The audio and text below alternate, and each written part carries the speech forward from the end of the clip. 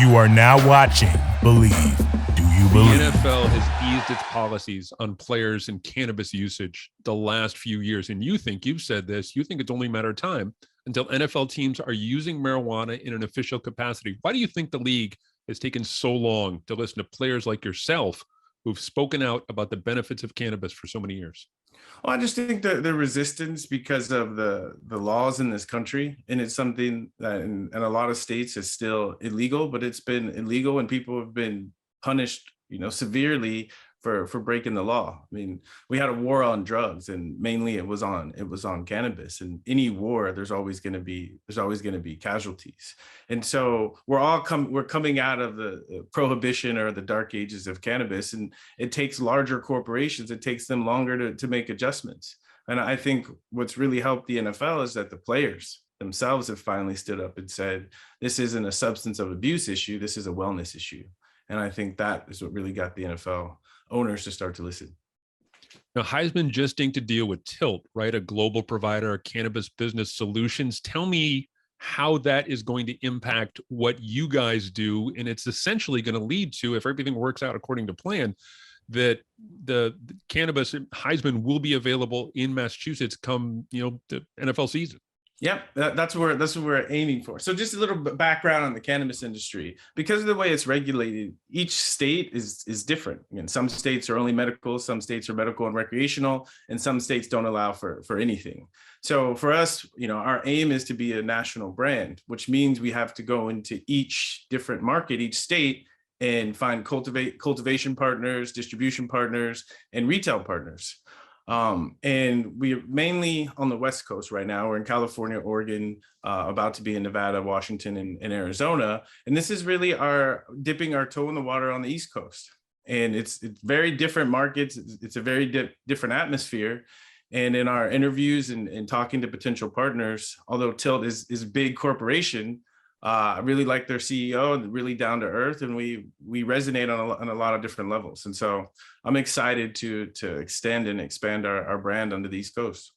You might run into a little bit of competition up here. I'm not sure you're aware of the fact that David Ortiz just released last week his own brand of cannabis. Now, what makes the product at Highsman a better option maybe than some of the other stuff that's out on the market? Yeah, so we call ourselves a cannabis lifestyle brand, and up front we are not cultivators, but we are connoisseurs, and our brand promise is that we will procure quality, and new people coming into the market, they're interested in cannabis, but a lot of times it's a money grab, and I think my experience and my ability to find quality, and also. I feel the brand, we're a cannabis lifestyle brand, but I really started it for a message and really getting a message out to the world that cannabis can be a positive thing once you're educated on how to use it. And that's the movement that we're attempting to push across this country. I want to change gears here really quickly a little bit. You're a guy who played several seasons in the NFL, the Dolphins and Ravens. You lined up against the Patriots an awful lot over the course of your career. Did you ever get close to playing in New England? Did Bill ever give you a call, bring you in for a workout? He never did, but I think it was a mistake on his part. I think the way I play the game, I think I would have been an excellent fit in a Patriots uniform. What worked for you? What makes you say that? That's an interesting statement. What did that you and Bill would have connected on some level? Well, from what I can tell, playing against the Patriots a bunch is that team and the philosophy and the atmosphere of team first is something that I've always preached and I've always lived. So I think I would have fit in well that way. And I think I'm a hard-nosed football player. I would have fit in well there. And what I was impressed with most by the Patriots is their preparation.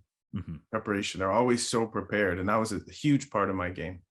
No, I'm glad you bring that up because I saw an interview you did a little while ago. And I'm only asking you this because you're here. I remember covering the game, the Wildcat game in 2008. And for me, that was the one time where I saw the Patriots completely unprepared for what you guys threw at them. Tell me a little bit about the preparation for that game and how Belichick and the Patriots responded as you guys did what you did throughout that afternoon.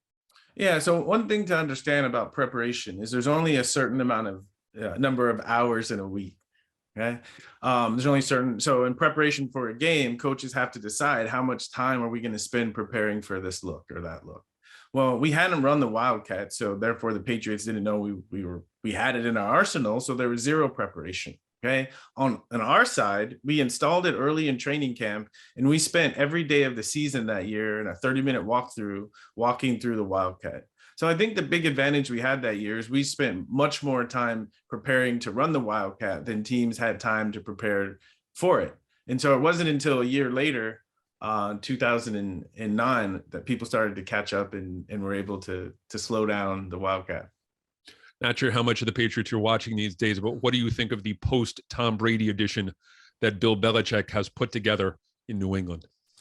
Well, they got back to the playoffs pretty quickly. So, and I got a young quarterback, Brady-esque, intelligent quarterback who loves to learn. So I think the future is bright. I tell people so much about football is really the philosophy and the head coach. And that's why I think the head coach is the most important position in the NFL, because you got to get a bunch of grown men to buy in, get them on the same page and want to compete day in and day out. And no one does it as well as Belichick does. Other than your work at Highsman, what are you up to these days? So I have an astrological consulting business. Now I spend most of my days talking to people about their lives and how to live a fuller life. How can they connect with you if they're interested in getting in touch with you about that? Yeah, so my website is rickywilliams.life, and you can check out all the things I'm up to and book some time to see what I'm up to. Ricky, this has been great. Thank you so much for taking the time, and hopefully maybe down the road we can connect again and figure out or check in again and see how Highsman is doing specifically here in Massachusetts. Yeah, that's a great idea. Perfect. Thanks again. Yeah, thank you.